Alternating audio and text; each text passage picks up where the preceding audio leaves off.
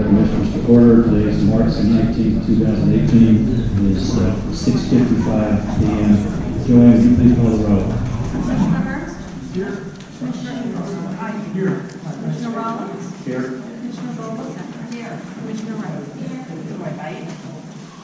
Commissioners, please, I'd like to remove a couple of things from our regular business item. Shannon Easter from Broken Sound has had an emergency and is unable to attend this evening. The discussion of oceanfront properties will be deferred. We're waiting for some communication from the city on that matter.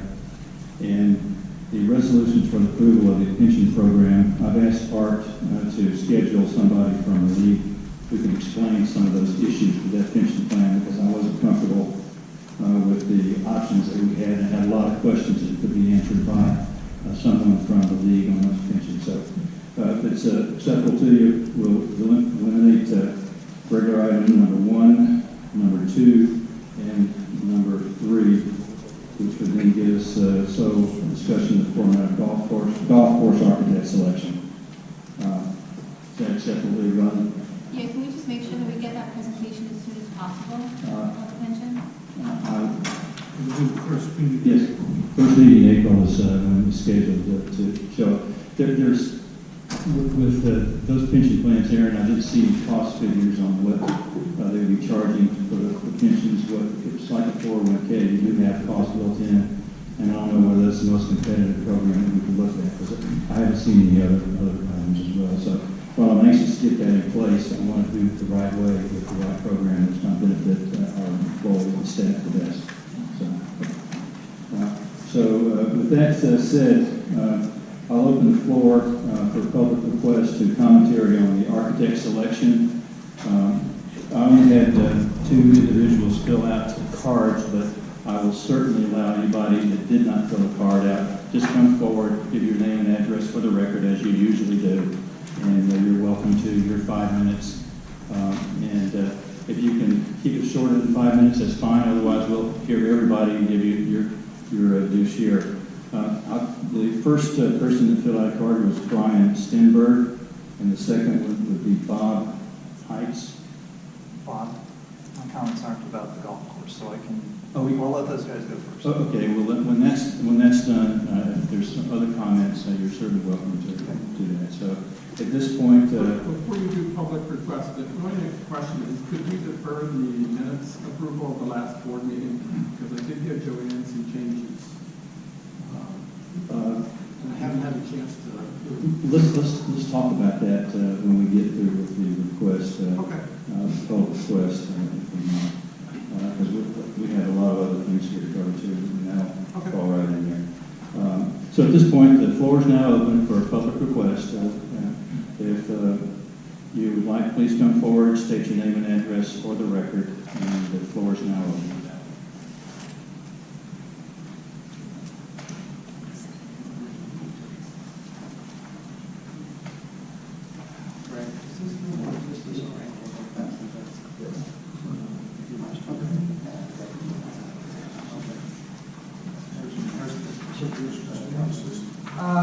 Good evening, everyone.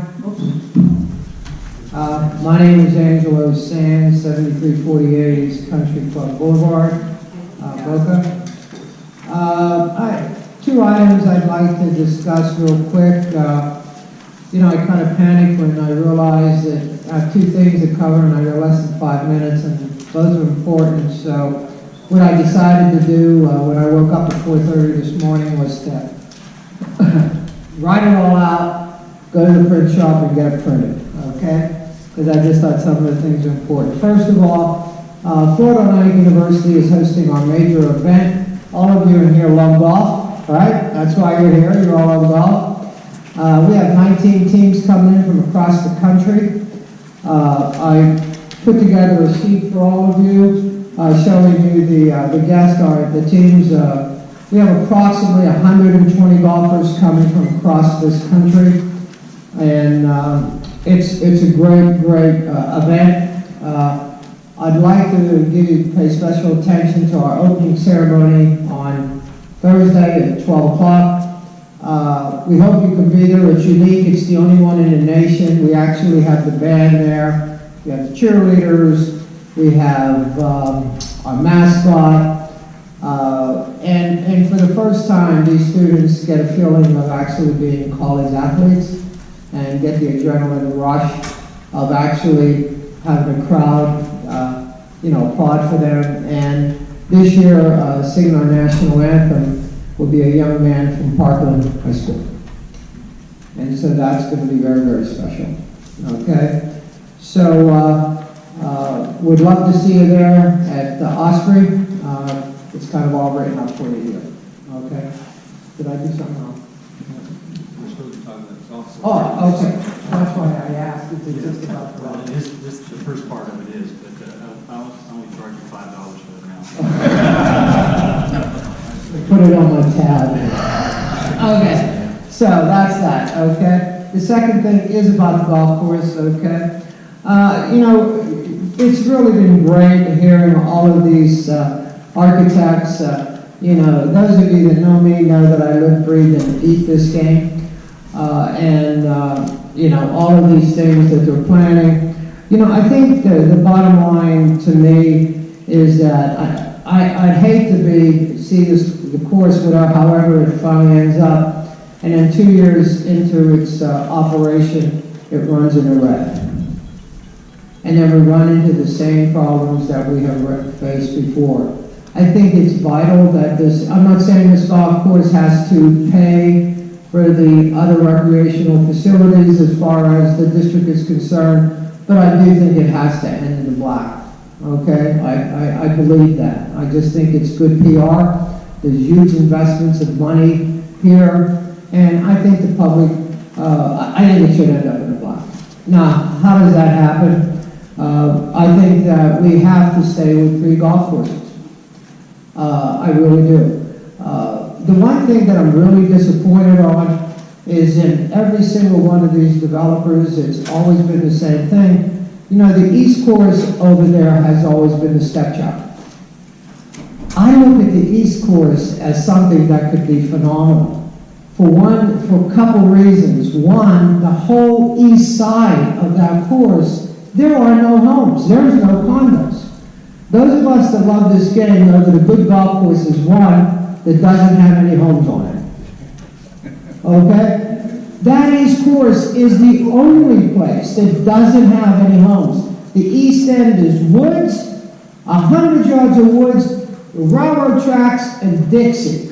We don't have a better, more spectacular view than we have on that East Course. Yeah, they're all doing great things with the old North and South Course, but again, the East Course is the stepchild. Think about that East Course. I think it's a great facility for a links golf course. Links golf courses have to be rectangular. Links golf courses have to be on very sandy soil. If you've ever played East Course, you know it's sandy soil, okay? And what you do is you got a straight line going out, a straight line coming back. The East Course is beautiful for that. Then you take that area that they had talked about, that north end of the East Course, where you talked about walking through the woods. Well, let's put a hole in those woods, okay? Let's put a golf hole on there, and where Jeffrey Street extension is, go down another 500 yards that way. Now you got the room to build an now you got a regular golf course. By the multi-tiering of the tees, we don't need a par 3. We don't need an executive course. If you want to play a short golf course, then go from the front tees on any of these courses that we're thinking of building, okay? But I think, here's my vision. You walk out of the clubhouse, it's facing the east. To the right, you have your beautiful jogging facility. I call it Top Golf Light, okay? You can't be having all kinds of noise and stuff going on there because you got people living there and you got to respect the right. But you got your jogging facility there, then you got your, on the whole left side, when you walk out the back of the clubhouse, now you got your links golf course. And that would be such, in business, we call it a hook, get it in. How many places do you have a links golf course? We can do this. We can do this. And the bell just rang. Thank you very, very much.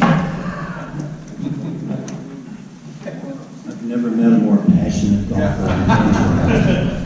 Angela, thanks for your comments.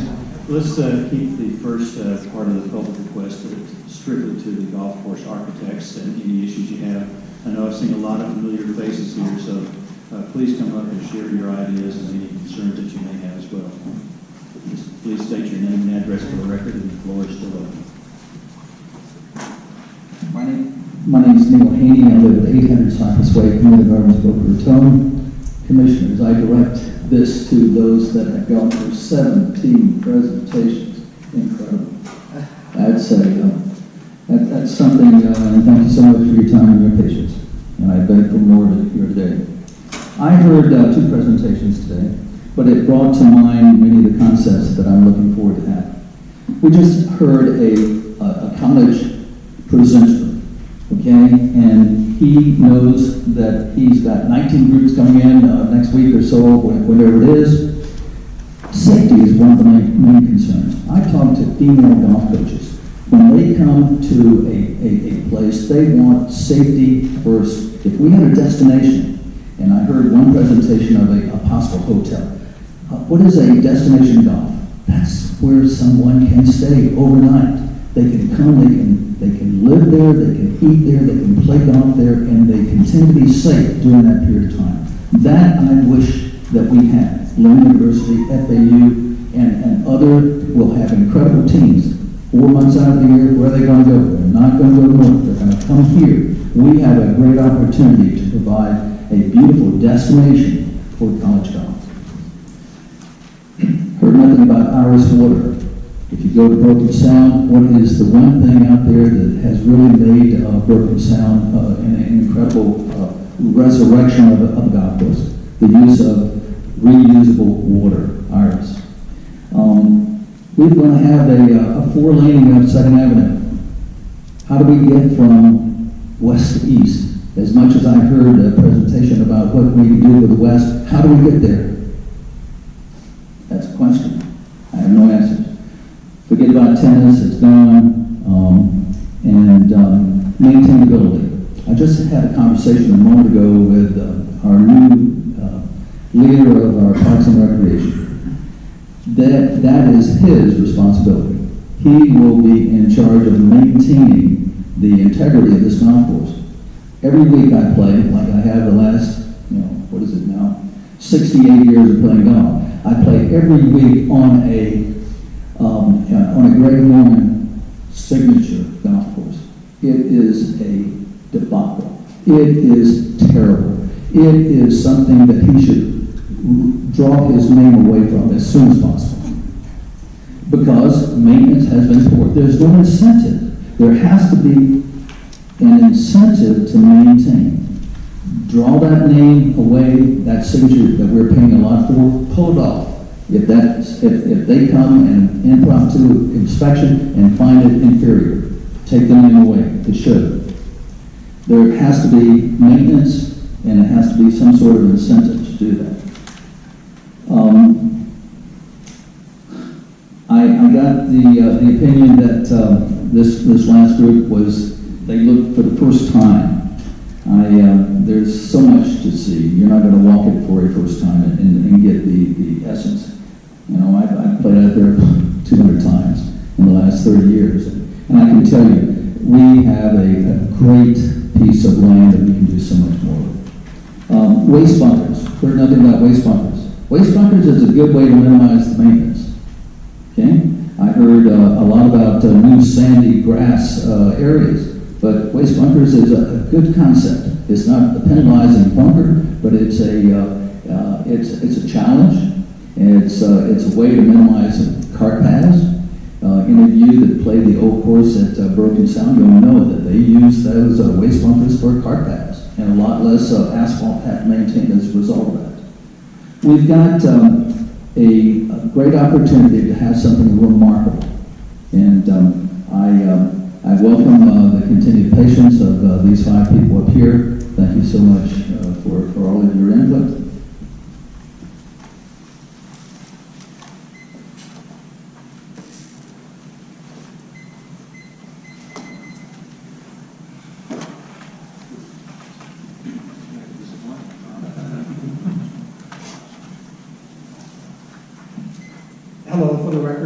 Martin Cate, 5351 Northwest 3rd Terrace. Again, thank you, commissioners, for your patience. Myself and a few of our residents have been with you through the numerous presentations. And if we weren't confused before, some of us certainly are now. We all have seen some great presentations, but there's a lot of things that obviously to be considered still. I think that the National Golf Foundation consulting report is a blueprint for a successful golf course. That blueprint had 27 championship golf holes. If you're not going to have 27 championship golf holes, then you should redo the report to see if that's actually going to be a profitable venue. Learning centers are not revenue generators. I've met with people who do learning centers, and they typically want free land in exchange for providing a learning opportunity. That's typically not going to be a good revenue generator. Instead of a separate short course, as some people have indicated, possibly refer people to the Red Reef Golf Course, which is less than 4 miles away, or have shorter tees. The Red Reef Golf Course is losing about $250,000 a year, so why would you want to replicate a losing business proposition? The short tees make a lot of sense. I think that if in the RFP, the people who responded had noted that the current short course at Red Reef is so close and losing money, they may not be proposing that in their proposals. As they mentioned, the hotel, there's over 1,000 hotel rooms within 3 miles, so I don't know if we want to have another potential white elephant in the hotel, which failed before. Traffic, if you have a driving range on the east side, as people come to play, everybody wants to go to the driving range and practice.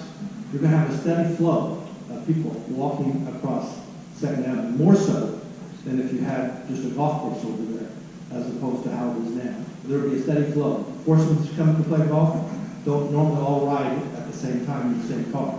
So therefore, these people are going to be walking back and forth constantly across Northwest 2nd Avenue. That would certainly be a problem. And there were typically in the past 300 to 400 players a day playing on this golf course when it was a 27-hole course. I don't know if there's a need to have other types of activities as a draw when you're already getting 300 to 400 people a day. That's more people than you typically have, I'm sure, at any other recreational facility within the city. And when we had 300 to 400 people a day, because of the turnover, there was no need for additional parking as it currently is configured. Overflow on the north side. And lastly, I haven't talked to any of the golf course operators, but I know that in my own playing experience, the best courses I've played in Palm Beach County were designed by Jack Nicklaus. Again, that's just my experience based upon the courses. I played Donald Ross Jones. I played probably at least half of the architects that have been here. And Nicklaus's courses have been friendly. And so, again, that's one of the things that I noticed here locally that they do a very good job. Thank you.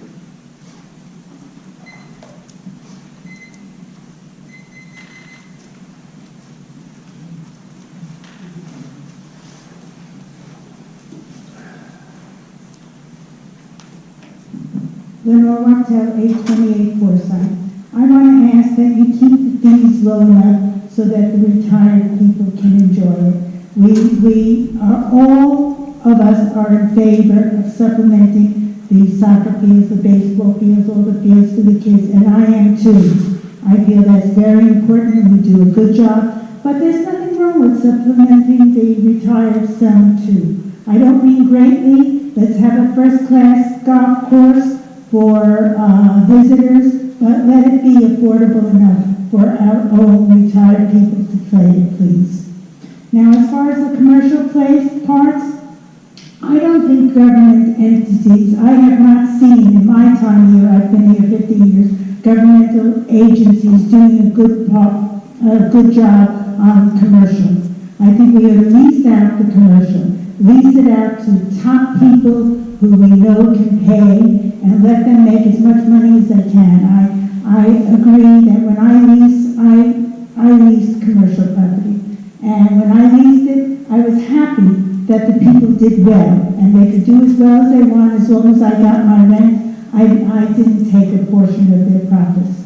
Let them make as much as they can, and let them figure out how to make it. They're in the business, we are not. So I think we ought to lease out the commercial and not run any commercial, not run any hotels or training facilities or anything of that sort. Let's get the money that we deserve from leasing it out because we bought it and we own it, and let's oversee how they do it, and let's get the best people we can to run it. Thank you.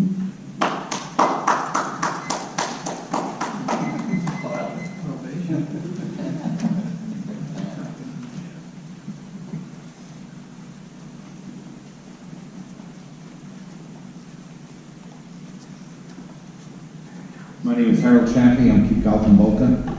We've been on this project for maybe about a year and a half, and I listened to all these 15 presentations, and I'll tell you what they brought to the scene is basically something that can be really spectacular here if it's done right.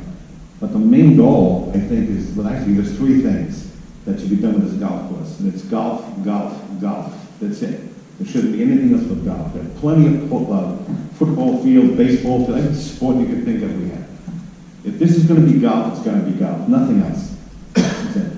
As far as the money maker, everything has to, if you're in a commercial business and you're going to lead and you're going to develop like the East Course, you're going to make it a learning course, that has to be return on investment. I talked with the people out in Osprey, the one guy who runs the event out there, and they don't pay anything. They just go ahead and, I don't know how it's going to bring in money. You're going to spend millions of dollars to do in a learning center.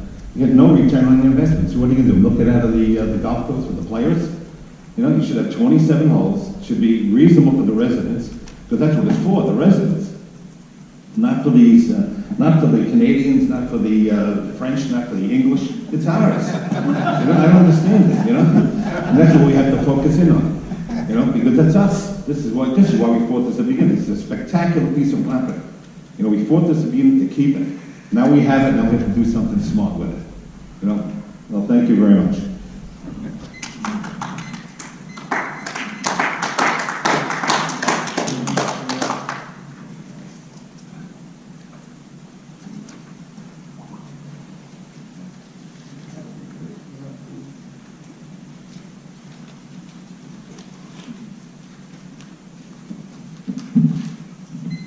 Greg Delandis, Parkside Social, Boca Raton. First of all, Art and Bob and commissioners, thank you for your time and patience. I've been here for a long time with you guys and appreciate all that you guys do. When you guys decided to run and get into this, how many of you thought you'd be interviewing architects and designing golf courses?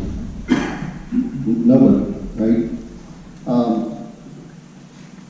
Bernard Leimer spoke here the last time we had architects up, and a couple of things really stuck in our head. One of the things he said is, you need to tell us what you want in a golf course. And those of us that are players understand this very carefully. I represent the Boca Golf Association, the 230 plus players that play Boca Municipal today.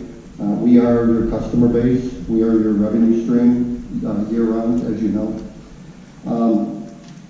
Before we get to a short list of architects, we need a vision. We need to be able to articulate to these people what we hope to accomplish.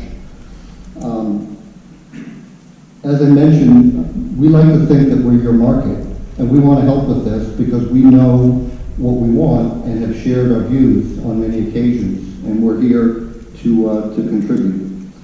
What we did, and what I want to talk about today, is our process. I talked to a number of you guys, and there's 17 bidders, and there's hundreds of attributes. I've put them into a spreadsheet and tried to do some comparatives and some analysis of who would be best for us.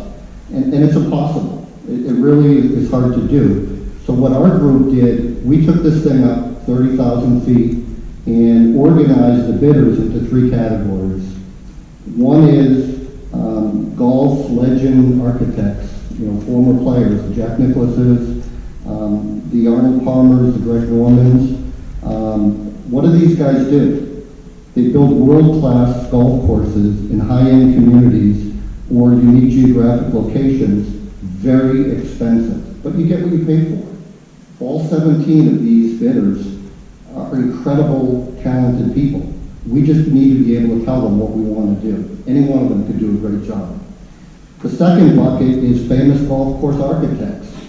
My group was shaking when Reese Jones and Robert Trent Jones were in the room talking to us about their wishes and their vision for our golf course. How cool is that, right?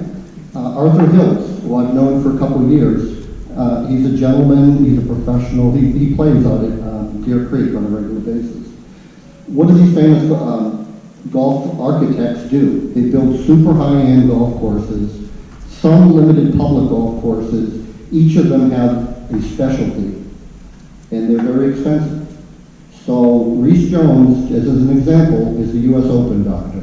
You have a great golf course, you want to host a U.S. Open, you hire Reese Jones. He modifies your golf course for that need. Each one of them has an MO, and they don't stray very far from what they do. So the third bucket, which going into this, I don't think we thought too much about, but we're pretty much enamored with it, is the community golf concept. These folks specialize and focus on public golf courses. They're blending quality courses with the community and the ecosystem, more emphasis on sustainability, attracting golfers and non-golfers alike, which is what you guys have been talking about. Reasonable costs, they have financial models to support their concepts. It's not just marketing plans. You know, one of the Boca Chica people very eloquently said, we're not building this for people in Canada, okay? Which takes us to the two focus areas on our recommendations. The golf course itself, golf, and golf, right? Who are we building it for? You know, for the year or so that I've been involved, you guys are talking about Boca residents. The city council talked about a golf course in the city limits. They sold our great golf course at Boca Municipal because it was outside the city limits. Okay? So the residents of Boca, not Palm Beach residents, not wealthy snowbirds, we need to build this golf course for the residents, and we need to make it reasonably priced. What should we build? Our belief is a community golf concept, which should be pursued vigorously to benefit the city residents. To that end, in that space, we believe the leaders are Staples and Mandel, and Staples are our preferred architect for this. In terms of an 18-hole or 27-hole, Angelo, we've talked about this a lot. Everybody would much prefer to have a 27-hole golf course. 15 of the 17 architects said it could not be done. One of the two that said they could, I think we need to talk to a little bit further. That is Hills Forest.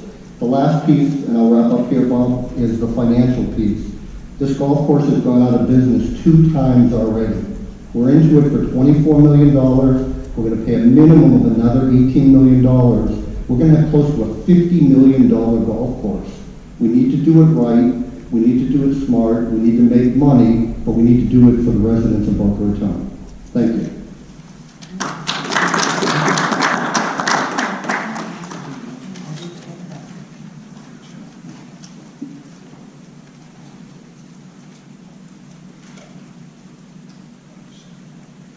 Anyone else? Hearing none, no one else is on the topic of the architects and the selection team process. If there's any other issues that you'd like to bring to the commission or happy to entertain your thoughts and comments this evening.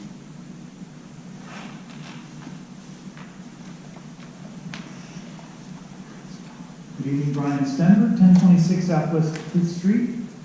I'm here to remind you that I'm building a group of taxpayers within the greater Boca Raton Beach and Park District who are vehemently opposed to allowing a school to be built in Sugar Sand Park.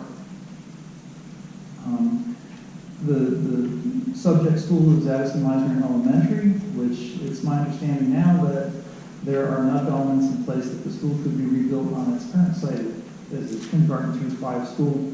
There's really no need to use Sugar Sand Park as that school's potential location. That's all I got. Thank you.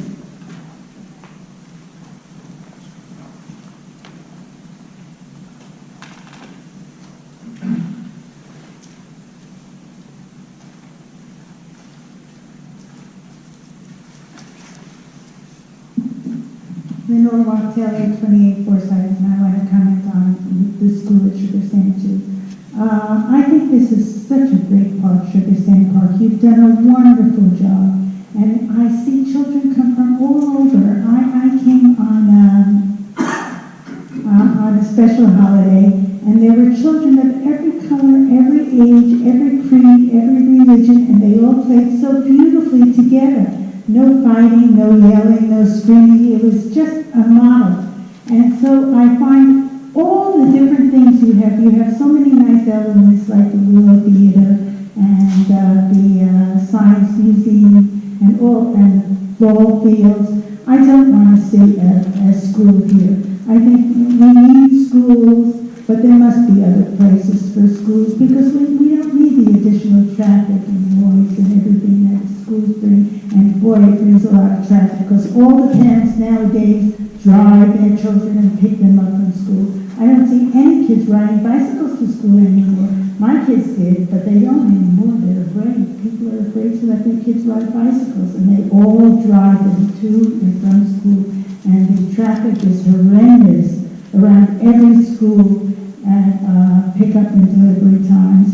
And so I think let's not put a school in here. Let's keep it a park. It's a great park, and that's what we want. Thank you.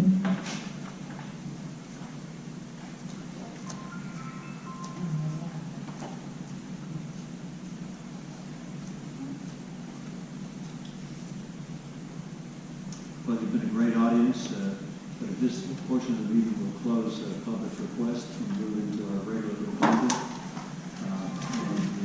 And the only regular business item we have left is the discussion of the golf course architect selection.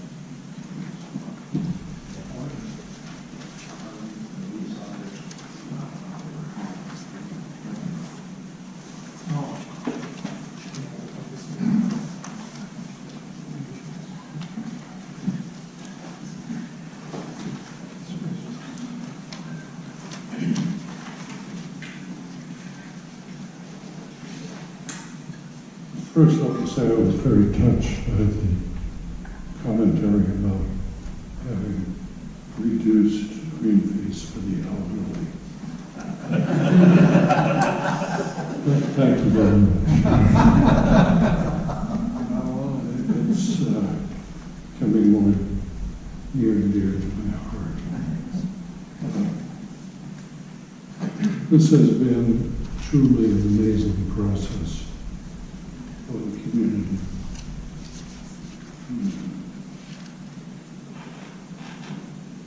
We've had a great deal of community input. We've had a great deal of professional input. We've had a great deal of criticism. But it all goes hand in hand. So I think we're about to embark on something that the community can truly be proud of. Not only next year when it opens, but 10 years after when your children are playing, when Neil and I are still playing 20 years from now. At those reduced rates, probably be down in the pennies by then. But one thing I'd like everybody to keep in mind, this is just the first step. What we're doing here tonight is the culmination not of the selection of what is going to be built, but rather for the selection of an entity, a team of golf course architects, engineers, land planners, surveyors, landscape architects, who will listen to us And again, we'll listen to you all, because as much as I hate to say this is not going to be the last time we're going to hear from you. I expect to hear from you, and would be very disappointed if you're not here at every one of our meetings, excuse me, folks, giving your input into what this facility should be. Greg, you and I started playing golf when we were very young. We think we know a lot. I thought I did. I don't know shinola about golf. When I listen to some of these professionals get up here and talk about things. There is so much for us to learn, so much for us to have us to be given information by the entity that we select. And what we're looking for is the person that will listen to us as they put this design together, not the person that we're going to listen to present and build their ideas. Because this is going to be our facility. It's going to be our facility as of a couple of weeks ago when we acquired it, and I hope it will be the community's facility forever. So let's all continue to work together. Let's not necessarily say point A is good, point B is bad. We may ultimately come to that conclusion, but let's try, and it's going to be a daunting task for this board, to select that group of that team that they think will lead us into the future to give us what we want, not what they want. Now, I'm very impressed when I talk about what I know about golf. I am confident that I could design an 18-hole golf course on the back of a cocktail napkin. But I've heard about people who are architects that get out up on a grader and shape golf courses. That's something I was never aware of, and I thought I knew about golf. I played golf since I was a kid. I wasn't that bad. I've gotten worse as I've gotten older. But there's so much to learn. So let's learn. And let's all learn together with one goal in mind. And that is to bring the best damn golf course we can to Boca Raton with the most reasonable green fees that we can give to all of the residents of our community. Now, I'll only give you one caveat. We talk about the Canadians. Gervais Souvien on the license plate. My French is not that good, but I think it means we don't tip.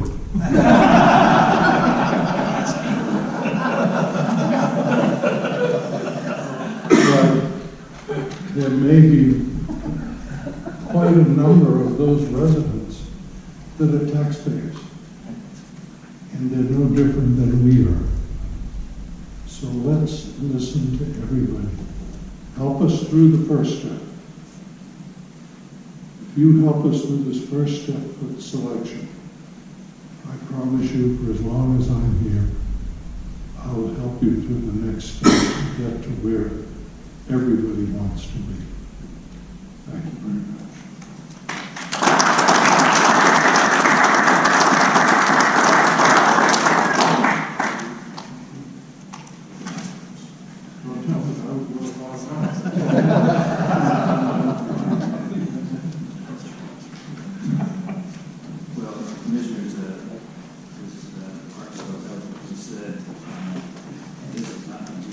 Decision to proceed. And in the past, what we've done shortlisted the presenters or any projects that we've had. And then we may even have to do 2 shortlists. I'm not sure how that's going to work out when we get into the discussion. But we had 17 presenters, and we have to start somewhere. And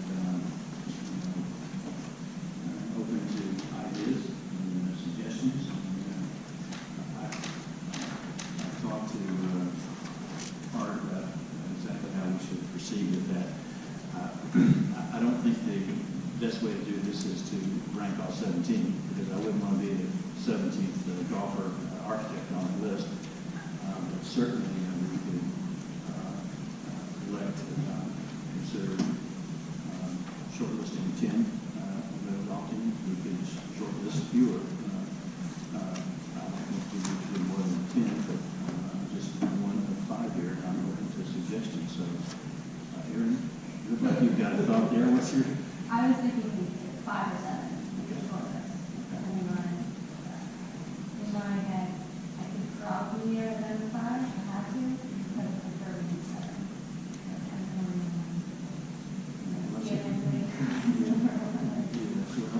That's a good start, just because your 7 may not be the same 7, so we'll have plenty of discussion I kind of go along with Commissioner Wright. I think shortlisting will help us a great deal in getting through all the information that we have. And Greg's point, we need to have some kind of direction before we start, rather than, as you said in your email, building a plan here. I tried, it's kind of tough. It's tough, especially the landing people. But I'd like to see a short list. I'd be willing to bet, though, that if we have 5 people here, we're going to see 5 different short lists. something very solid. So, That's okay. We need to hash it out. Do it in the public forum as we go. well, I think as far as building that concept, I think we have to have some assistance with that concept.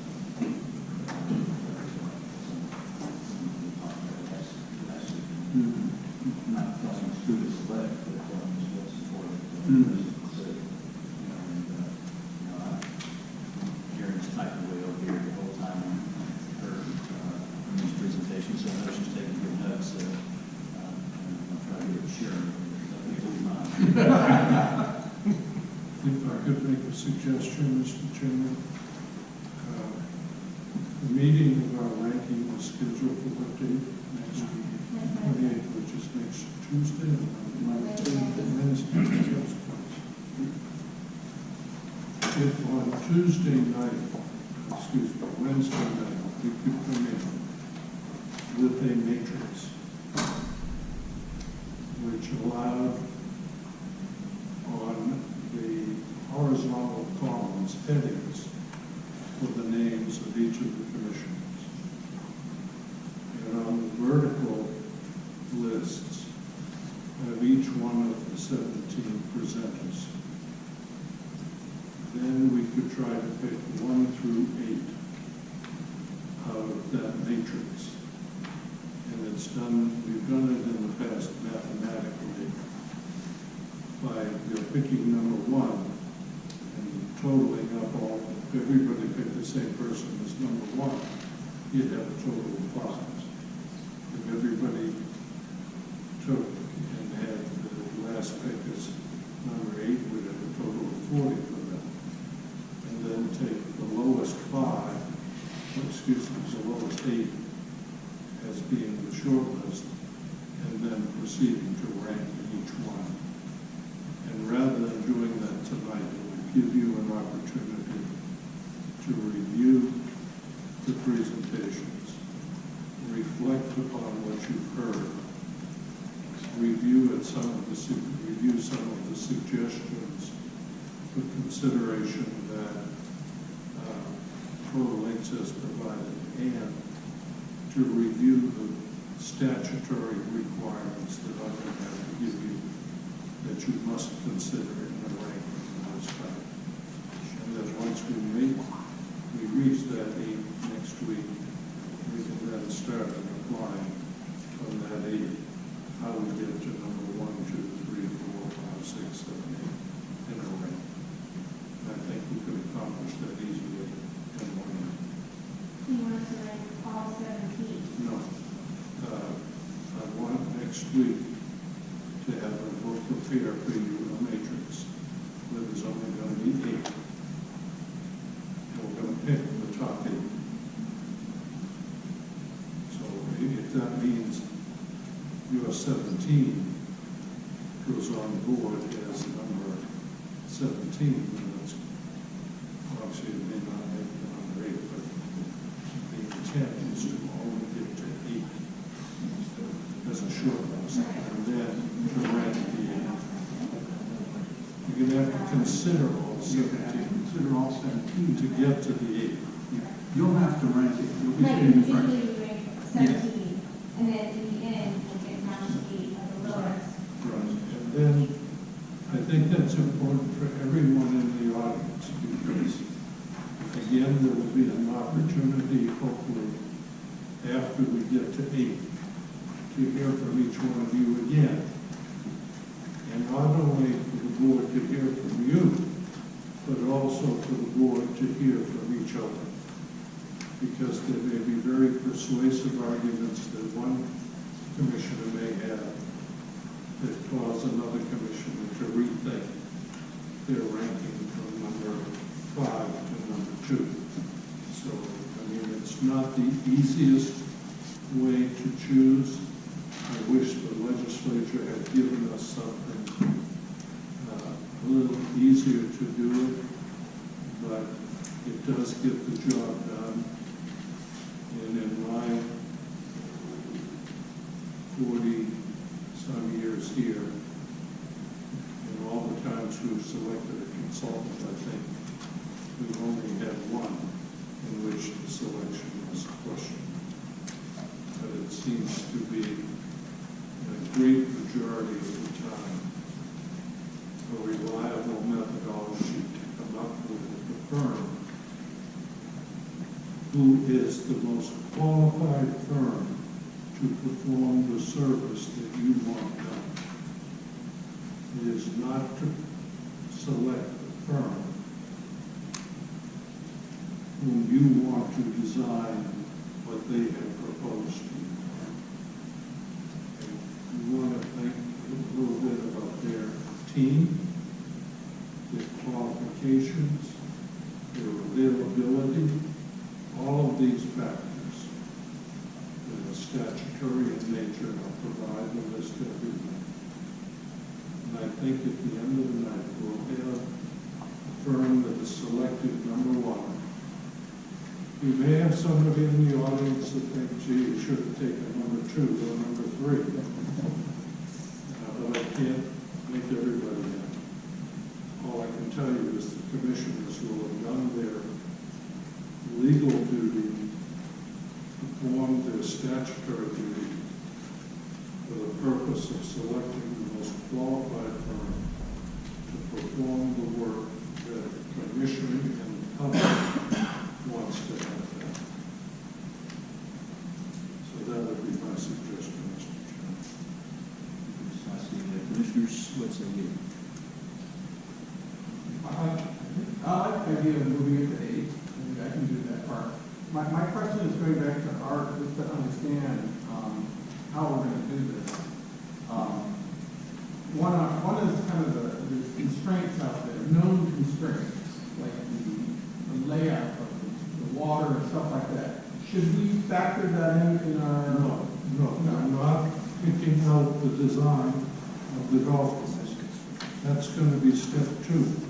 Step 1 is going to be picking out the firm that you think is going to listen to you and to listen to the public so that the end product that we get has been done by the most qualified firm and it closely resembles what you want and what the public is expecting. So I'm only these, and I hear you, we're focused on most qualified, but I'm looking for a qualified bidder to do their homework and say what's feasible, what's not feasible, to a certain degree. Some were more into the design, and others were less into the design. Those would be factors for you to consider in your ranking process. Okay.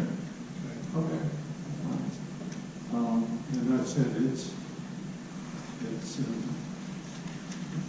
not a process that is simple.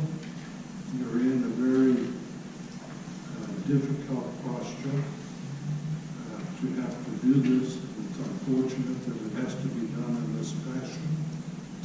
But the state legislature did this in the early 1970s to prevent all design work being done in the state of Florida and being given to somebody's cousin. So now we're here to select the most qualified firm. So leads me to another just general question. We're selecting based on an overall concept, not just the 18 holes. No, you're not selecting on the golf course concept at all. Okay. You're selecting on the firm themselves. Now, you may consider what they presented to you as saying, hey, that was a very innovative idea. And they may very well be the most qualified and capable firm of following our thought process to come up with an end product. It just ain't easier.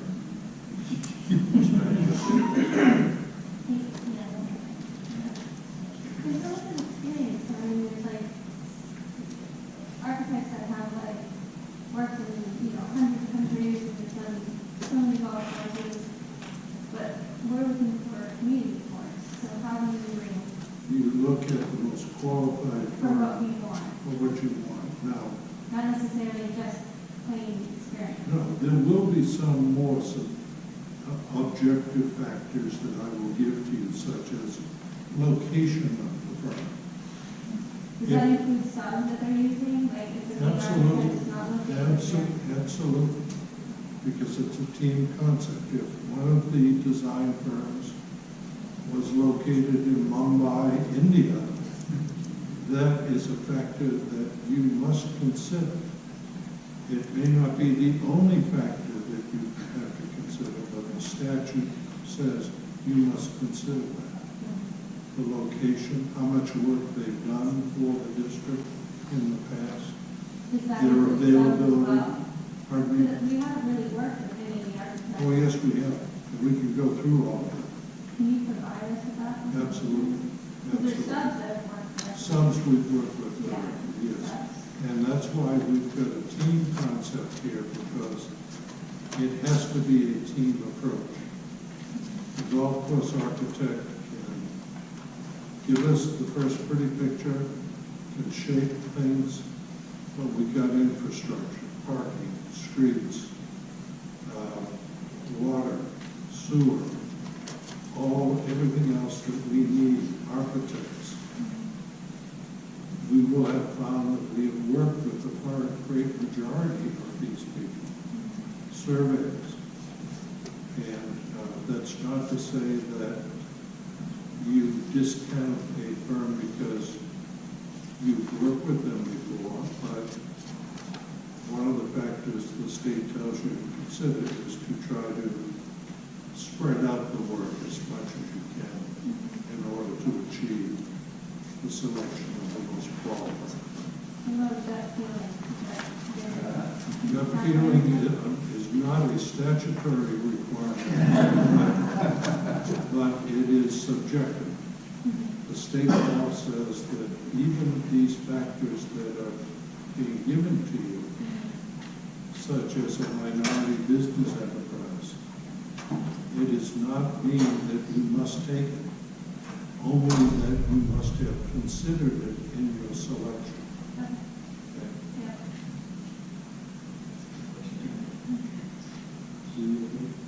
If there's one, Are you going to maybe give us the activity like you did in the past?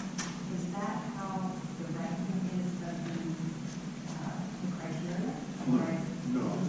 just it just happens to be how it appears on the page on chapter 287, window 55. They're all similarly equal and similarly subjective. Are we okay with Ms. Kosky's suggestion and selection? All right. I took care of it on board. See you in a couple of months. Next week, we'll be ready. Just to facilitate that process, would it be easier for us to give that list 1 through 8 or 1 through 17 as we just arrive, and then let maybe someone put it in the spreadsheet so we can have it on the board? We can do that. It won't be difficult to do that. I will give you the statutory requirements beforehand, and I will give you the deliverables that have been prepared by ProLinks. Right. Keeping in mind that ProLinks is not telling us who to select, who not to select, is not mentioning anybody by name, but is simply suggesting to you, in addition to those statutory factors, we're suggesting you may want to consider the following factors as well. So if we go through our ranking, let's call it 1 through 10, we come to we first arrive, my suggestion would be, let's give that all to you, and we have 5 sheets with the rankings.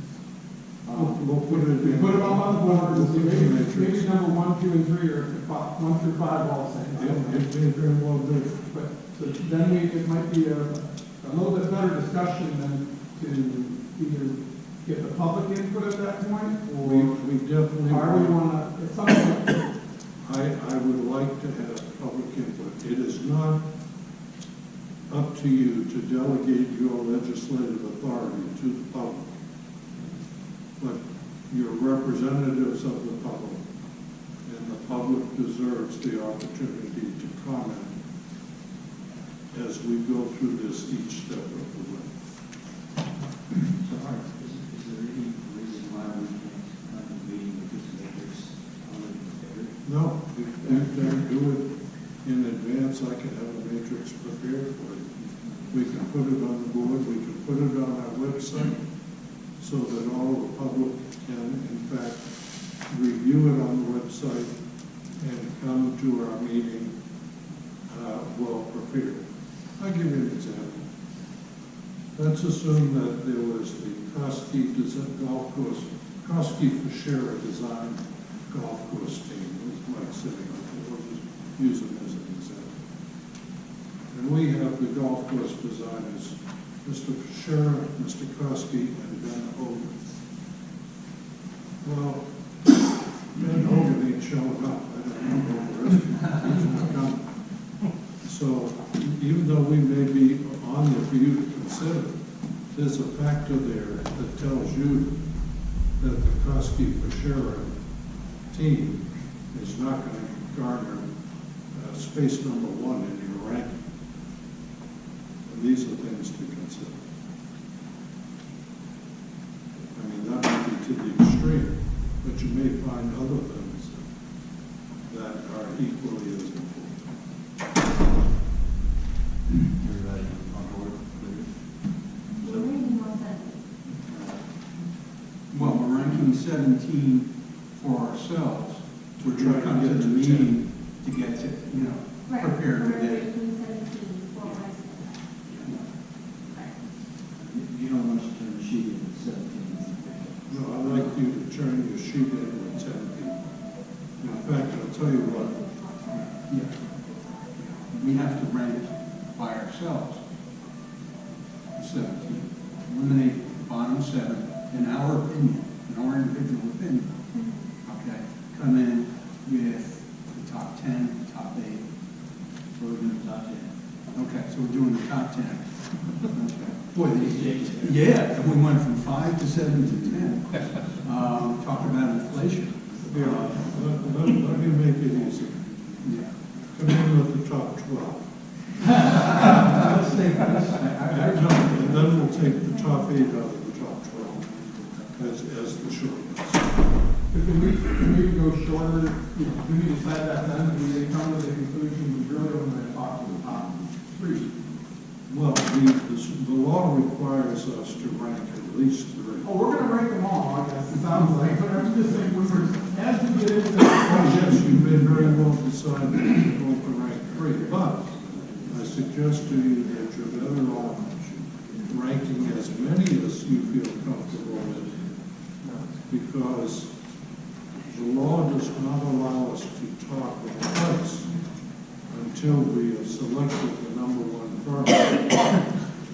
And if that number 1 firm comes in and says the cost of design is $25 million, we may be moving to number 2, the real firm. Okay, so one final attempt. We're going to, when there's the matrix, we'll do our own ranking as a subject. We're going to deliver to you our 10 rank. Yeah, I'll tell you what, rank the whole 17. Let's see if we can, in public, pull out the top 8, 10, or 12, if there's a consensus. If there's a full consensus for 12, then we'll try to rank 12. If there's a consensus for 8, we'll rank 8. We're going to bring our list online. We're going to start ranking. That's correct. And then, they're all a public record, everybody can see them. And we'll put them up on a matrix, so that when we come to our next meeting, everybody can see them. 8 would be the optimum number for the final rankings, from 1 to 8. 12 may be an optimum number, so that we're able to have a discussion, because, Bob, your selection for number 10 you may want to debate Erin about her selection for number 8, telling Erin why your 10 is better than her 8. That's what government is all about. And then having a vote to see whether you all can agree on a number 10 or not. Okay, so once we've gotten to this 8, we agree on. That's it. That's it. We'll go 1 through 8. And then the next step is, Take number 1, and then it will be up to the board, and I would suggest that a commissioner and myself be appointed to go meet with that number 1 firm to see what they're going to propose as a cost for performing that architectural work. And I will tell you, some of it may surprise you, and you may say, let's move on to number 2. Because if we cannot reach agreement with the number 1 firm, the law says that you don't want to negotiate with number 2. all right, so When you give us the previous firms that have done business with the district, give us dates. So if it was in 2000 versus 2014, does that make any difference? It shouldn't make any difference. We can give you, we will do that. Okay? We'll give you the project where they work. I know Kimberly Horn was here tonight. They worked here in Sugar St. Park.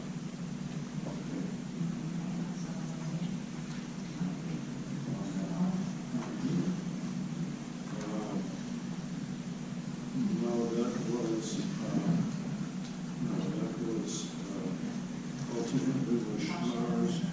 Oh, and then was the contractor. And it was the engineering firm that was Jackson. Was I knew it's my short term. That's what they said. we have a plan, and we're all on board with the plan. Okay, all right. Hell of a plan. Yes. We'll get it. I don't think we're going to sleep for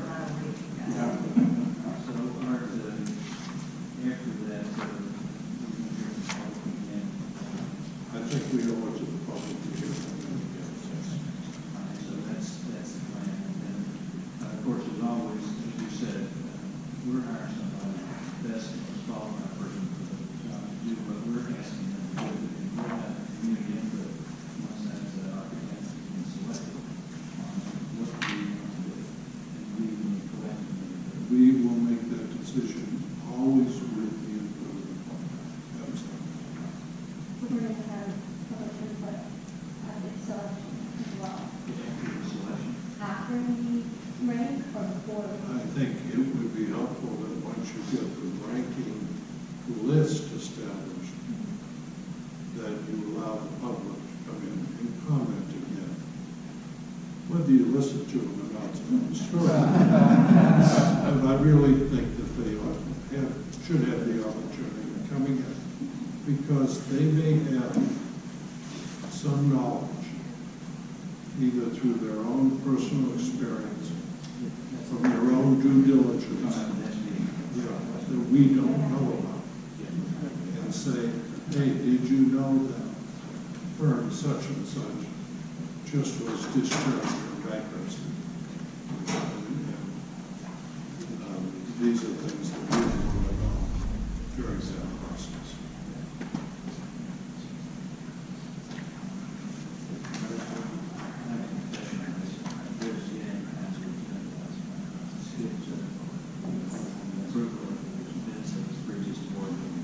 Mr. Chairman, I'd like to defer that to the next meeting. I know Mr.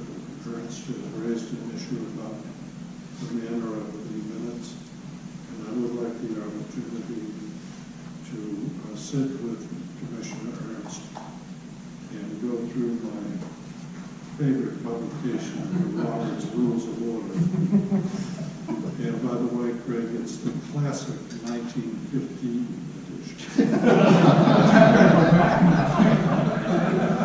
and just so that we can see what the minutes are supposed to do. And that's all I wanted to do. I wanted to talk to you. Thank you. Very good, and we'll refer those to the next meeting. And I do have a couple of other items that I'd like to talk about. All right, so we do the invoices next month. Sure, that's fine. Craig feels. Well, look, I'm still doing my role as treasurer, so I'm learning the process, I think. So I'm happy to ask for permission to the approval of the invoices of $148,004.62 as presented to each of the commissioners. And Mr. Chairman, I can represent for Mr. Ernst comfort that either myself, Melissa, or Brianne have smooth or reviewed and approved each one of these items.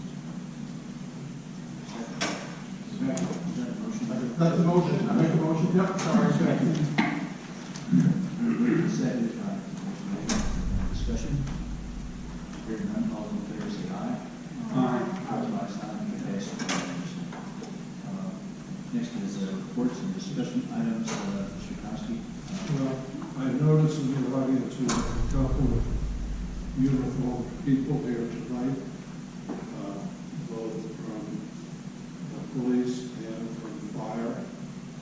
And I know there has been some discussion about allowing each of those entities access under certain limitations to the abandoned hotel at Ocean Breeze for conducting certain exercises. And I certainly have no problem with that. I'll prepare the appropriate releases so that each one of the uniformed people can pledge their entire life savings to it in case something happens. And I'll get something to the department. We would certainly welcome your use of the facility for whatever benefit it could provide to us. All right, we can, you guys like this to get up, we can talk about what we want to do with it, if that helps you all. You've better not scare anybody away. Take it for what it's worth. I don't think there's any objection. No. Okay. No. Thank you very much. Thank you very much. Just let me get with myself agree and set it up and set up the dates. We're getting ready to do a demolition. When is the demo plan for? We need to do a couple of reports, asbestos reports, and some other reports to indicate there are no other environmental hazards in the building. You mean before they use it, or? Well, I think they're going in all messed up. I don't think that it's going to long time. That's got a little twitch in it. So like not till like May, probably? For us to, we should be ready to demo it sometime in July, probably. Okay. Martin, we could talk to Mike here about some options on asbestos. Yes. And we got any tools or options? Well, there are limitations on the number of companies that perform this type of work, so we want to go to those people who are reliable, who are acceptable to the city of Boca Raton building department. We will present them to you, and we'll take the most qualified bidder. May not necessarily be the lowest bidder, but we certainly will take the most qualified, and hopefully they'll be the lowest bidder as well. We do have some experience because we did an asbestos survey prior to the demolition of the swimming rapids center. Has anybody run into the buildings and intruders, squatters, and all this? Yes, there were a couple of kids that broke into the building the other night. They didn't appear to meet anybody or any problem, but we were notified, and Mike is working with our contractor, MDS, to get all the windows boarded up and the building secured.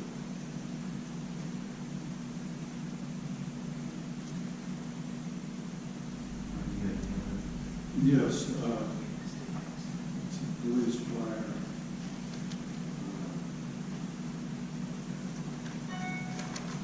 We still have an outstanding item that we took off tonight's agenda,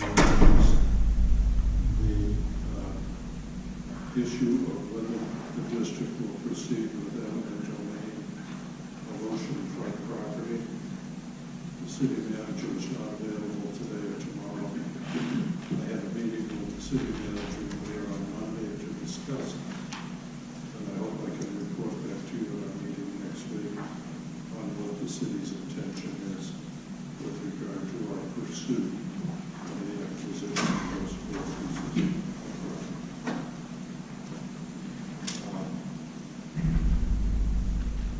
Next to last, in the audience tonight is Mr. Mike Woods, who is the local rep for the Raphael Nadal camp.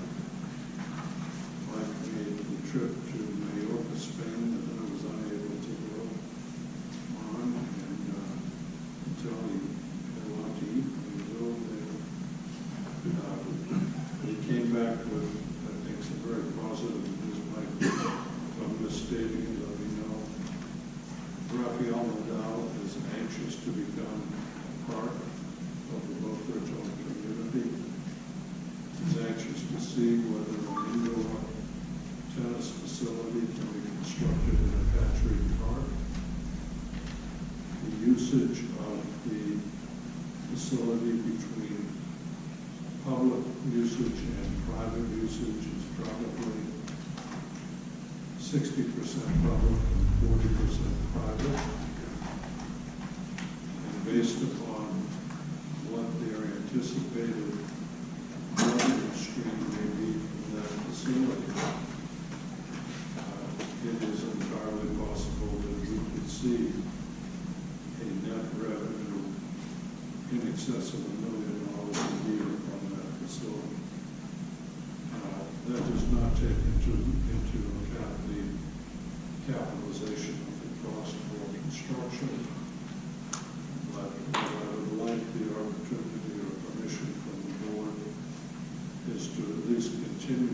conversations with the adult group as we, to see if we can come to some understanding that will give us some adequate assurance that this would be a benefit for the public in the form of indoor tennis courts, as well as a positive cash flow for the building itself. So if there's no objection, I keep the line of communication open. I think we call them Rafa, don't we, Mike? Okay. We're getting close. Woody will be here in March. End of March, 1st of April. End of March, 1st of April. And maybe we can get him up here to talk to the district commissioners and have him tell you about his infatuation with the Boca Raton area. He wants to be a resident. He wants to be part of the recreation community. He wants to develop tennis in the city of Boca Raton. So for everybody in the audience, we're not strictly limited to golf course. This may be a great opportunity to have truly a named tennis personality be associated with the city of Boca Raton. So we'll keep working on that. We are not selling Patrick Park. We are not. That rumor circulated once, and I want to put everybody's mind at ease. It's not our plan. We have a long-term lease with the county apartment on that parcel. We're not in the business of selling our park property. We're in the business of acquiring our property. Everybody's good with that. Okay. Speaking of acquiring park property, we did acquire the Ocean Strand Golf Course. And I know one of the most distasteful things for anybody to discuss are attorney's fees. But I understand that my name has appeared in a couple of the local newspapers relative to my involvement in that acquisition. A lot of you people don't know me. I've lived in this community since the 1950s. My 2 kids were raised here. I'm married for 53 years. That's to 5 ladies. Same lady. And we were required to complete a great deal of paperwork in order to accomplish this acquisition. We paid $24 million for the land. 19 of which was loaned to the district by the city, which will be repaid by the district to the city. $5 million was paid out of pocket by the district. So the total district involvement was, for the total acquisition is going to be over the lifetime $24 million in acquisition cost. There was a correspondence that was written, and I think was done in good faith by the mayor of the city, that I think was a misunderstanding because of the way that my fee for that transaction was included in the closing statement, such that one could have erroneously concluded that somehow I was getting more money because the purchase price was more. In reality, ladies and gentlemen, before we started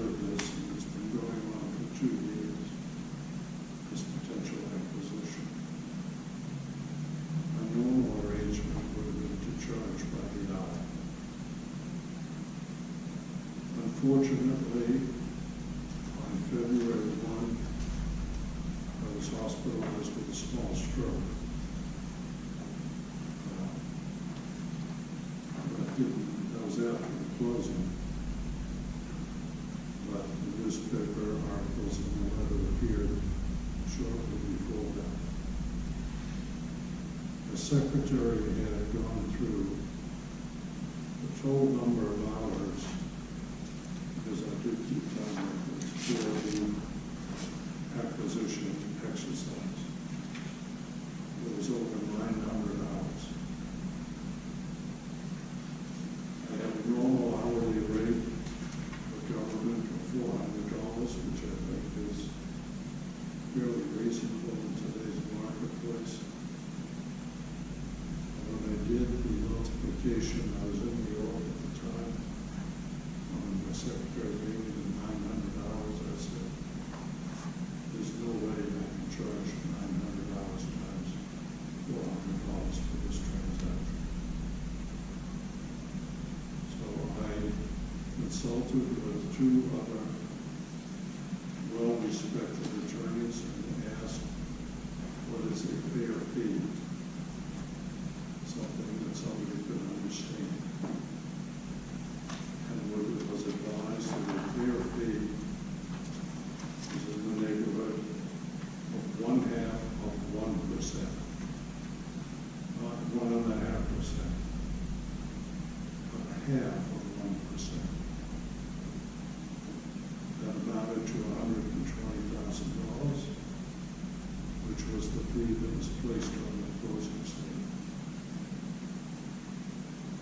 When the fee was questioned, I had my secretary and I spent, I would say, 3 days going through my billing records. I originally had shown 900 hours. And in an attempt to be fair, I said to her as we went through day by day by day, take that out, take that out, take that out. Cut the hours down to 630 odd hours. I still thought the number was too high. So therefore, I continued to use 1/2 of 1%. I did it for one reason and one reason alone. And that was to lessen the attorney's fees to this agency for whom I've represented for the past 48 years. Maybe close. If there is a perception that somehow I was seeking to have purchase price increase so that I could get an additional 1/2 of 1%, I would totally reject that. It was not the case. It wouldn't have provided me enough money. I would have been better off just sticking with the hourly rate and saying, here's my hourly rate and my hourly fee.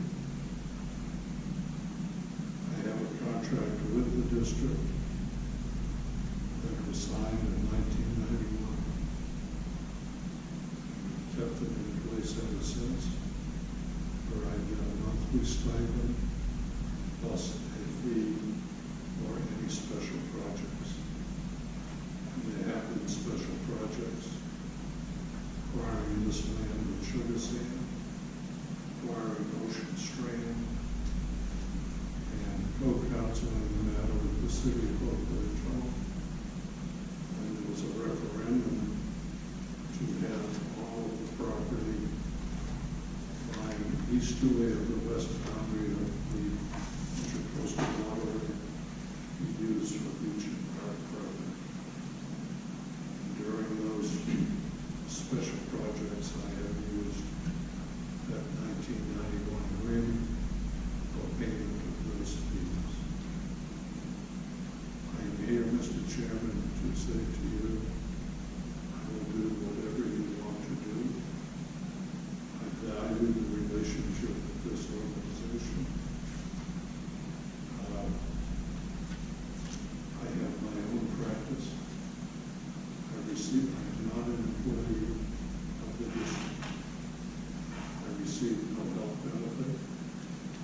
received no pension.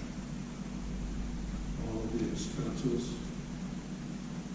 for my 1915 edition of Robert's Rules of Law are paid for by me.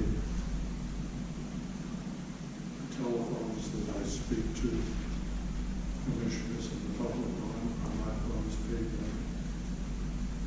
I maintain my own office, I pay my own rent and my own secretary, one of which I reluctantly gave up here to become secretary of the district because I felt it needed a far better future for than sitting on the work. And we have a fine person in this week. So whatever the board wants to do, I'm willing to abide by their decision. And I will agree with that.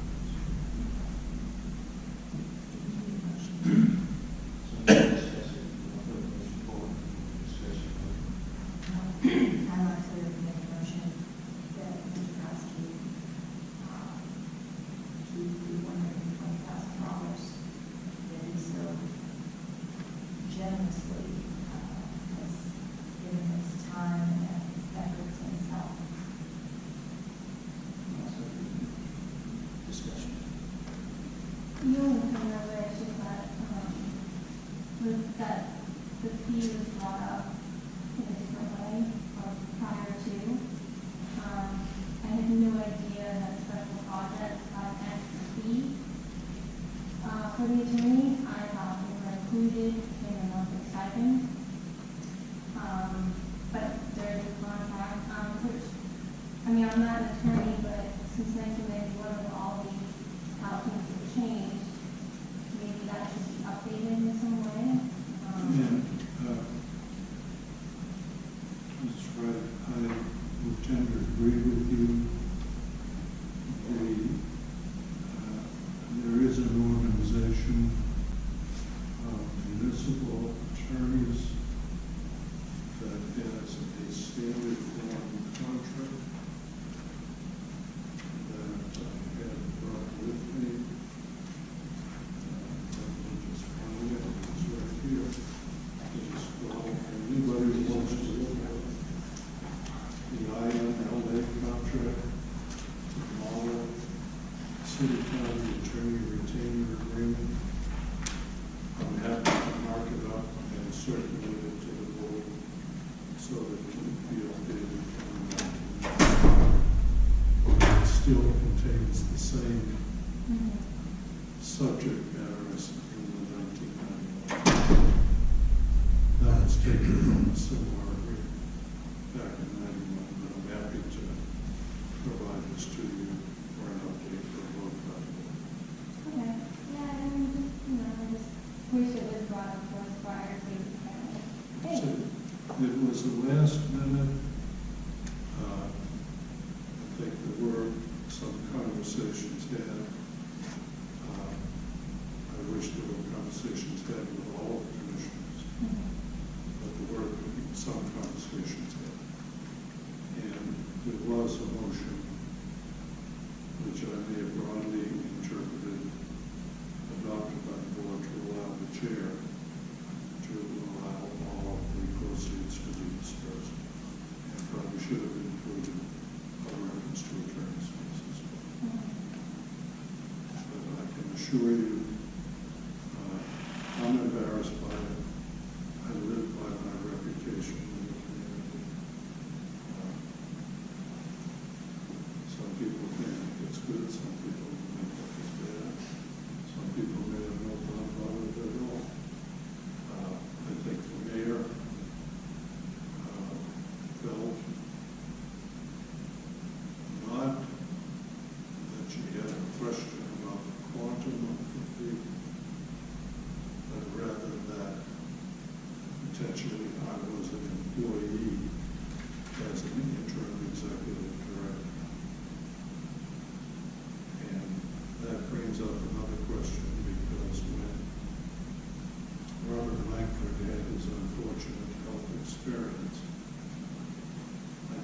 raise my hand and say, I want the job, I want the job.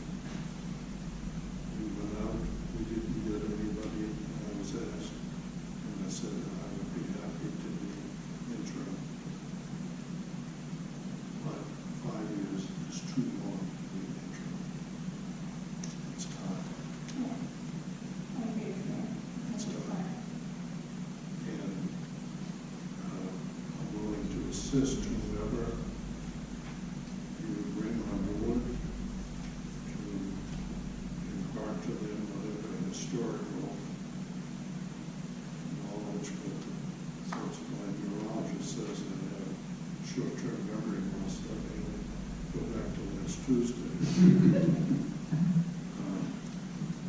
I will do whatever I can to see that this board continues, because the people that are sitting on there, it's not me that has anything to do with this board. I get paid for the way. It's the people that sit up there. They volunteer. They are volunteers. They get paid $85,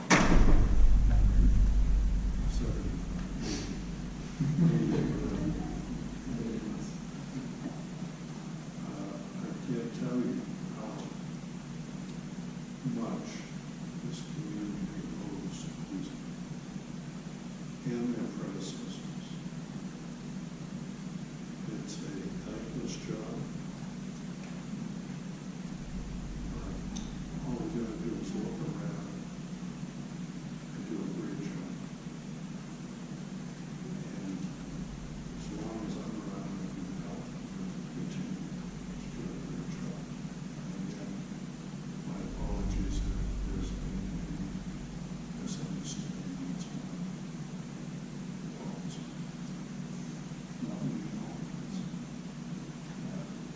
Going apart for the 20 years that I had, I think maybe integrity and transparency throughout the 20 years that I served in the board. And over the next year, I've started how we covered you for your time that you spent, which is 20 years considerable.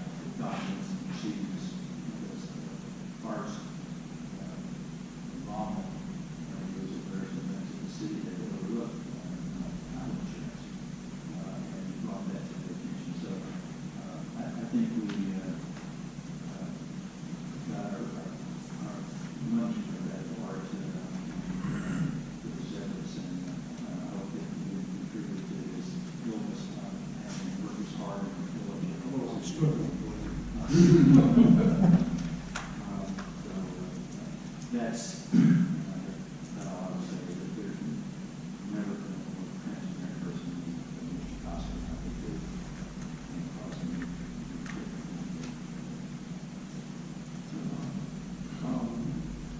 I second all the things that communicated. What we're not going to do is, we want to get elected amendment Susan's motion. What I'm looking for is the approval for payment of $100,000. payment for the $120 for legal record. That takes care of the one vote issue that's addressed. The second issue is the letter from the city, are you going to do the method for is it sufficient that when you talk to the city, it's found that they requested us to put this on notice to do. I can make the suggestion, yes, the city did ask for something. I did consult with council beforehand. One of the reporters, I think Marcy is still here. I think Marcy contacted the gentleman for Lauderdale to confirm that we spoke. I can have him, as outside counsel, provide us a letter stating that there have been no ethical violations of state or local law.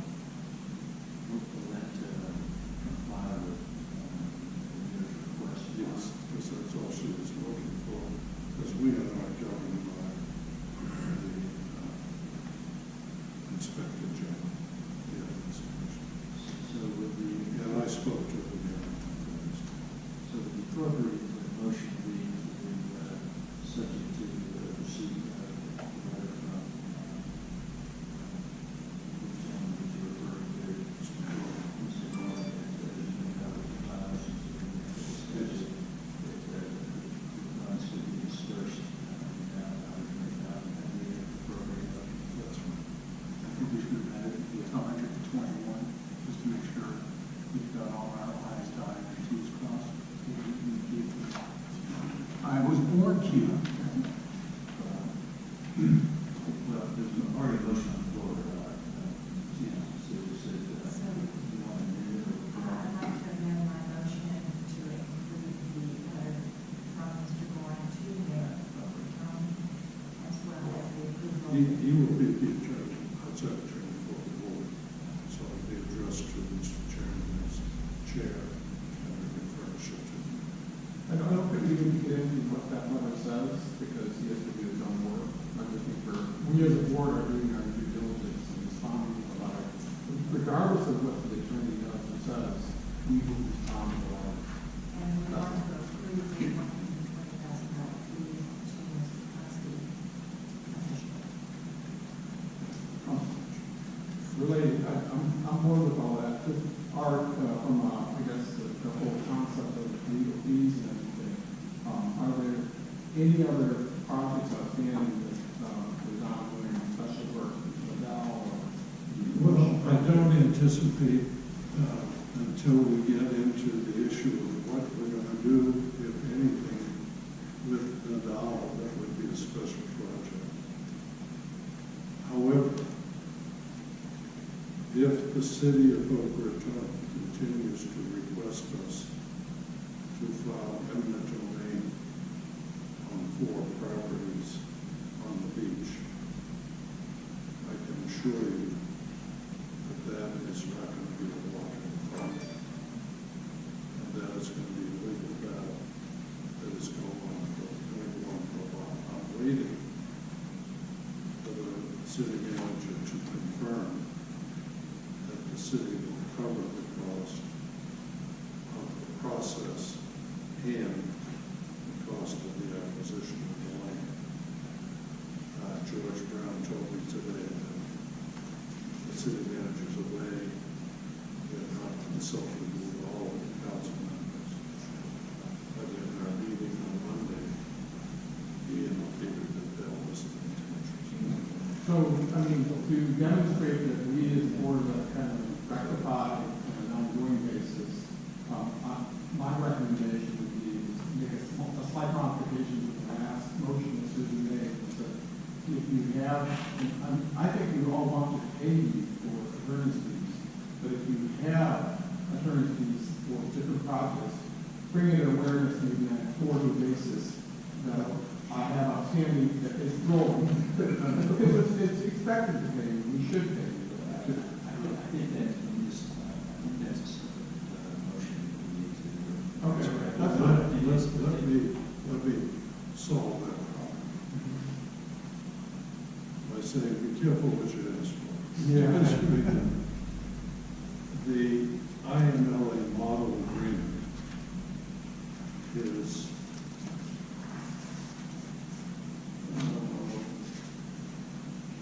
24 pages of them. My agreement from 1991 is free. One and a half.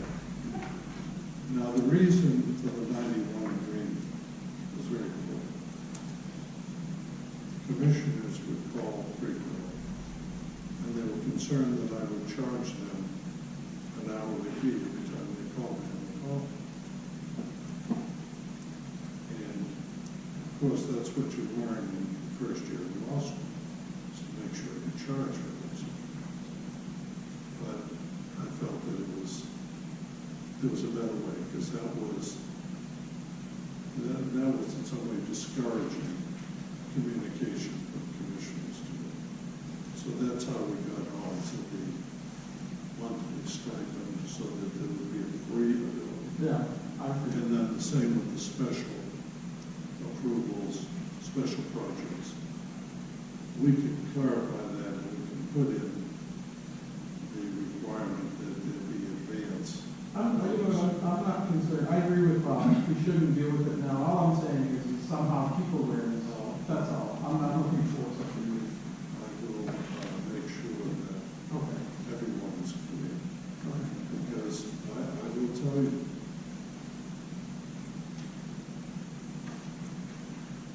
I'm not getting any other. I look better than an angle. That's not saying. I can't do this forever. And what I had a couple of weeks ago was a scare. And I got two beautiful grandkids. And I can't let that pass my life by. So I suggest to you that we start looking for an executive director. And I'll provide whatever assistance there is. There is an outline of the duties in the employment agreement of Rockaway. They may be cryptic from way back when, and we may want to add on to them. But I have absolutely no problem. I'm not offended in any way by the board seeking others for that position, nor am I offended if the board were to ask me to stay and finish out a couple of projects. I would be honored. If you don't mind, we have a motion to review it. Yeah, I'll show you.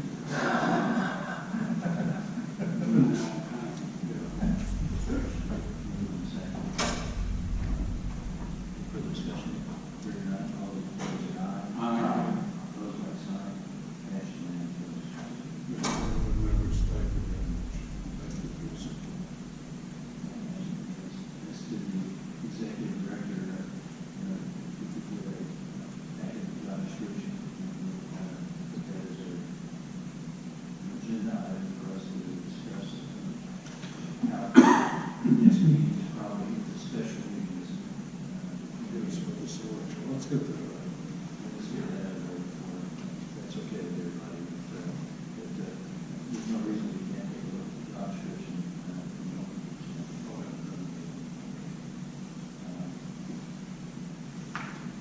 Is anything else, Mr. Massey? Police, fire, and McDonald. Ocean front. That's it.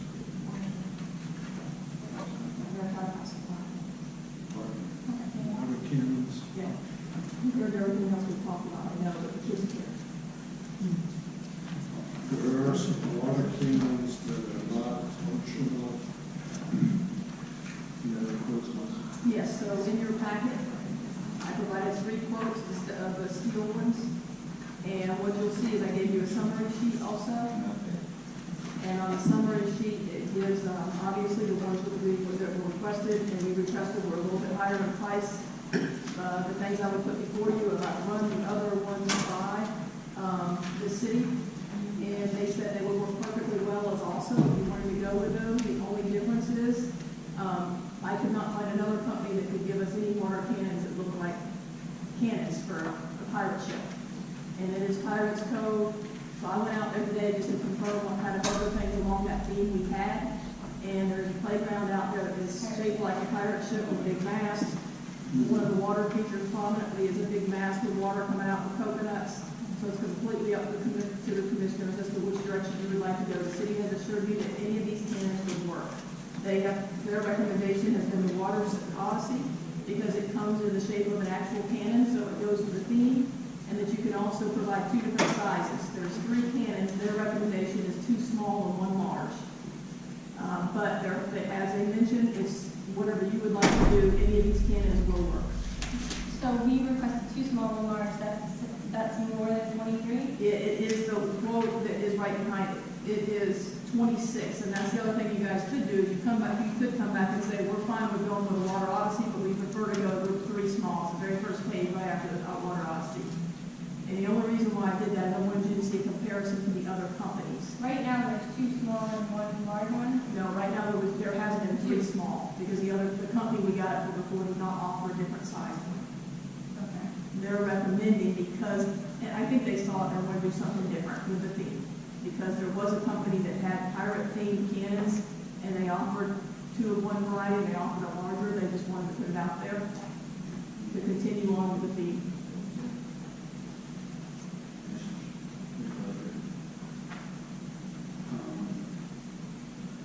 If we order 3 of the small ones, we're looking at approximately 22.5. As opposed to, well, we're looking at 23,067 would be 3 small. we're It's a looking at difference. $7,000 difference to go with 3 small, and then it goes up to a $10,000 difference if you want to get the 2 small and the 1 large. Oh, I thought it was up to 26. It is, but what I'm doing is I'm comparing it to the up to 3 stainless steel that are not. They're not pirate themed. Oh, It's only an additional $3,000 on top of the 23 if you want to, if you look. So basically, what we have now, if you replace what we have now with 3 small pirate-themed cannons, it's 23. Correct. And that's with the PVC that is not going to bust. That's with the stainless steel that Or will stainless operate. steel. Correct. That will, okay. So it should last how long? I don't know that at the end of the day, I don't know that honestly. You don't I don't know want to like make something, I don't standard? want to make something up and tell you something that I don't know the answer to.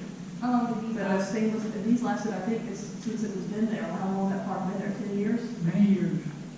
But the PVC ones lasted, and I think they broke over, since I've been here in October, they were broke the day I went out there. 2 of them were missing, only So one was stainless steel there. should last longer. Did they give you a warranty on them or anything? There was a warranty that was included in this on the last one. I didn't re-include it on this last, it was at the last meeting. No, there was nothing weird about it. What it was is it's a 1-year warranty. For 1 year. It's a 1-year warranty. The only thing is there was something on it, but it didn't pertain to us if you did not use potable water. But we use potable water, so it did not pertain to us. So it's just up to whatever the commissioners prefer. We have currently on that park, we have 3 small, right? We have nothing out there right now because they're not working, but that's what was there. That was what Correct. was. They've been removed as of right now. So, I think. Okay. Yeah. Okay. I'm fine with the status quo, if we replace the 3 small with 3 small. But go with the stainless steel instead of the heavy duty. Yeah. Well, time out though, but I also need to know, do you want just regular stainless steel or do you want the pirate thing? So you're saying the stainless steel is not fire extinguisher? No, there are, but there's also stainless steel that is cheaper, but they don't come with a pirate thing. I would like to go for fire extinguisher, you know, park is a private park. We just want to provide you the options. That's why I couldn't give an exact comparison because no other company provided higher ratings. Well, I was gonna say, the kids aren't gonna recognize, I mean, they might recognize it's not Shea Buchanan, but we don't care. That's up to you guys. It doesn't matter to me. It's And equal to I don't think it's worth paying the extra $7,000. I'm told, whatever you vote. I don't know. The only thing I want to make sure is I sent. I mean, this is what they look like. I mean, you just grab the handle and you shoot and you did. Kids aren't gonna care whether it's, Canon shape or not, I don't think. It's not for $7,000. I mean, if it's the same inside and it's gonna last the same amount of time. I made sure that I sent, Everything else is private fee. I sent the city these other two guns just to make sure that they would fit, because the city will be installing them the same way these will, that they would work. And they sent them back and said they'd be perfectly fine. As you mentioned, the only difference is they do not come in any form like the theme that you have out there. So it's the I mean, commissioner's. they're not like cheap looking or anything like that, but they're You got a solid. picture of them right on there. Yeah. I mean, I don't think the kids can get for shooting water. You guys, we'll see what's the pilot box. I'll defer to Well, no, the. I'm not the only one who can't. Yeah, well, you're the only one. Yeah, I mean, I act like a kid, but, you know, my grandson's 1,500 miles away, so I can't ask very well. I support you 100%. Make that vote. Makes the motion. Save the $7,000, so, So which so we'll one? make a motion for the 3 small water cannons, non-sheet, Stainless steel. the stainless steel in the glass longer, and, yeah. Rain decks. Or Splash Pad USA is actually cheaper. Is there any difference between the two? No, the only thing I would like to do is if you guys will approve either one of those, I'd like to let the city call and talk to them just about the installation. Okay. Because it's that small, the difference, you're talking about $300 difference, just to make sure they get the one that will install the easiest for them, if that's okay with you guys. So, a motion to accept the rain deck or Splash Pad USA quotes. Is what I'd be asking. So, that you don't, it's question more for Art.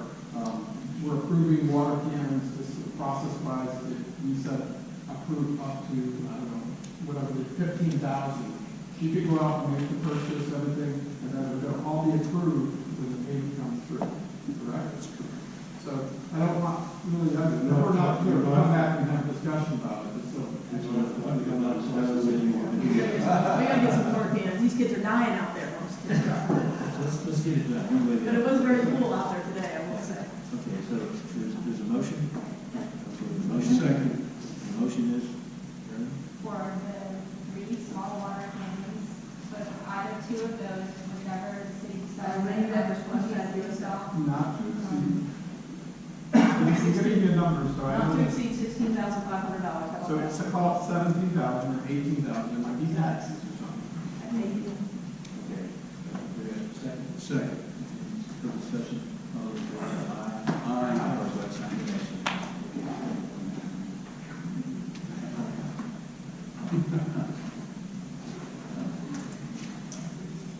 Anything else? We're done. Commissioners, comments, citizens, I have one observation and something to discuss with you all. During the Boga Championship, I observed Joanne working very, very hard and doing, I think, more than was her scope of her job. And I really think that she needs a raise and in the amount of $10,000.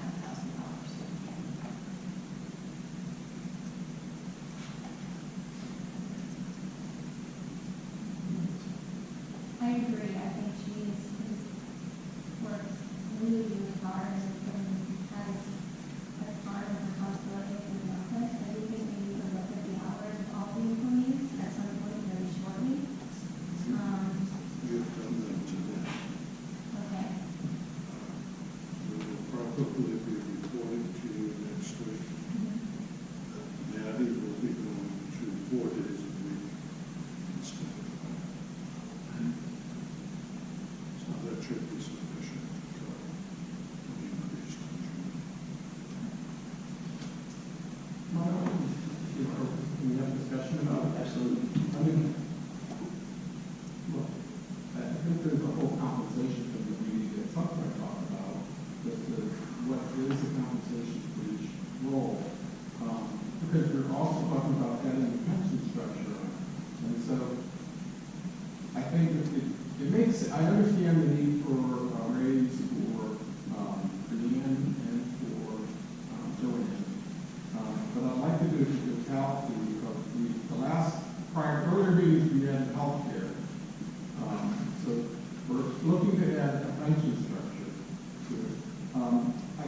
It doesn't look fair to other governmental employees if we give them an exceptional amount more. I want to be mindful of that. One of the difficulties that we encountered over the years is that we elected to treat all of our employees in the same manner in which the city treated their employees. So whenever a city employee was given a raise across the board, the entire workforce, we all sued. And that eventually brought us to the position we are today, which is probably a little extreme, because we do not have the same termination provisions of age relating to people under certain conditions or drug programs and things like that. So we can develop our own HR policy, or we can continue to follow the city and allowing merit raises at the end of the year when the city does so. But that has a tendency to raise you to some very Well, I think it's more important the overall benefit structure. It's a complete package. Well, that's what we're talking about. Yeah, and so that's why I'm suggesting that the point's well taken, that Joanne did an outstanding job in the determined. And then it's a question of let's evaluate the roles, what are the functions of the role, what was done, and what's the appropriate compensation. And if it can totality of we can do that. But would you want to do the measurement of that through what the city defines as the role for a person in a similarly situated position? I defer to you to give us, to have some, do some research on it and come back with a recommendation. Okay. I don't know. Yeah, I just had to think over the grades. I don't disagree that Joanne deserved an increase. I just don't know what increase is. I know in my world, I know what the market is out there for employees. And I don't have a sense for this. 2,000 so I think we need to have some kind of measurement or this gives us, and maybe the city is eventually, I don't want to follow your salary structure of the merit increase, because I think the merit increase is going to be determined by us, and we may want to apply more of a merit to somebody who's doing that same job in their system without. Well, let me use the description of the job that the city has and some of the base pay parameters, and then leave the merit raises to your discretion. Well, let's do that in those days, if we can. Because I think we all feel there's something that needs to be done. I'm certainly part of that crew was good. I want to do what's fair to the man, what's fair to the district. Yeah, I might add something. Going forward, I'd like to see us separate from the city in terms of pay raises, et cetera, as Greg and Rob have brought up.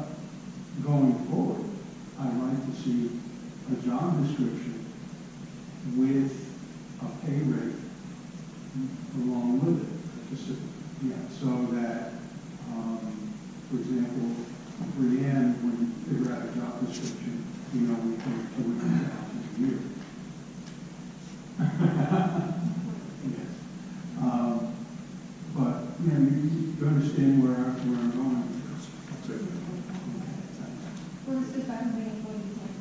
Exactly. For everybody, and we need to, I think we need to designate like one meeting, really, decide on all this, including the pensions, and get a whole package, because there's no way we're gonna hire a good executive director without a complete package available for them, including the big job description, written, the healthcare, the pension plan, everything needs to be done prior to.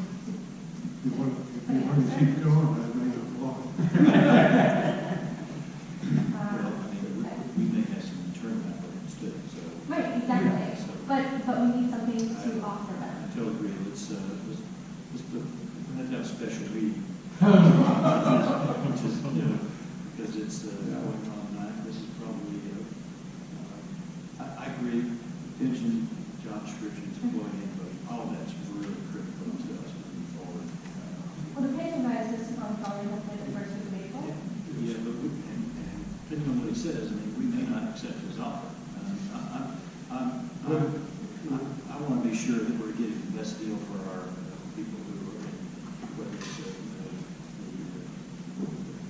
401k plan, they call it, well, I think that's a deferred compensation. Yeah, that's what I have, like, is, Deferred comp, but there's another, what's the other, deferred?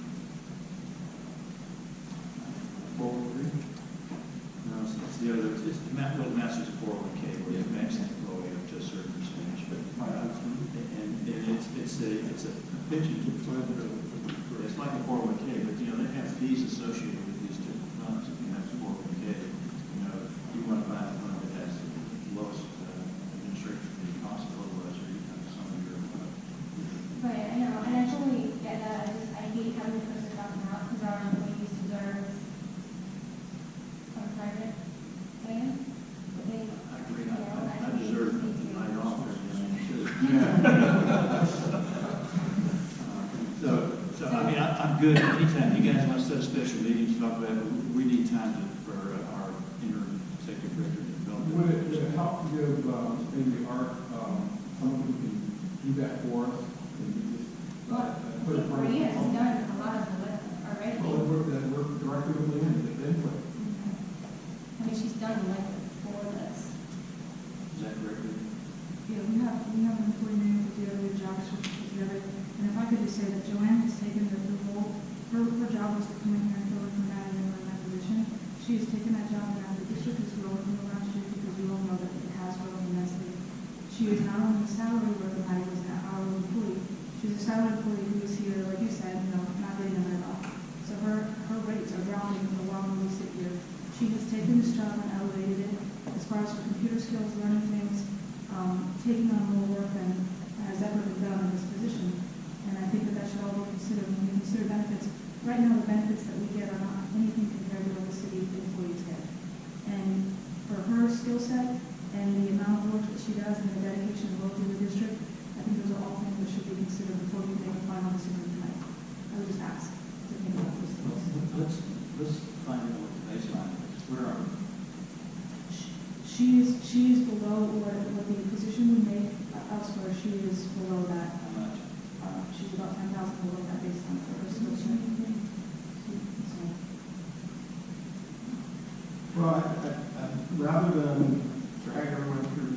We'll put it all on paper for you. I think it's better. Joanne, it's not personal, we just want to get this right. Whether it's, we go higher or go lower, we want to make sure that we in faces are happy, right? Look at these people in the face and say, you're going to do a good job of it. So you put that in your report, right? Steve, anything you want to say? I'm sorry. I'm good, thank you. Appreciate it.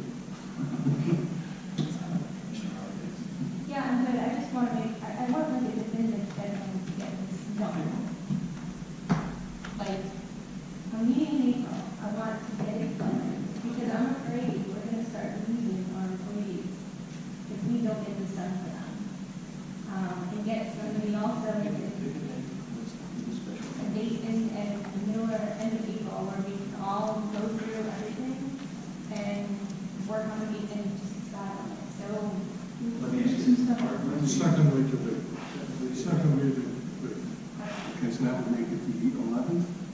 I'm sorry, the 9th.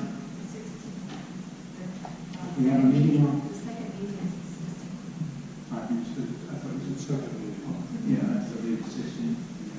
Okay, 16th, and then March will have the Lincoln Fair, so we can,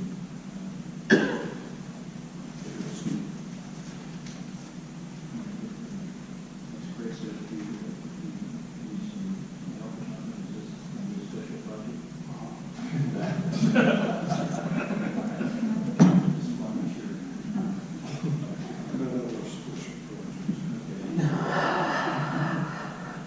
All right, you know, so No, that's it. Oh, sorry, one more thing. This is just, I know, like, this is just information, I drive by it every day. There's a single-family home on the northeast corner of Claymore and Second Avenue. Did you know that? I had no idea. What was up for sale? You do know that? Okay, I just wanted to make sure you know, not that you want to buy it in any way, shape, or form. I but think that- it's under contract. Already? And that's second residential.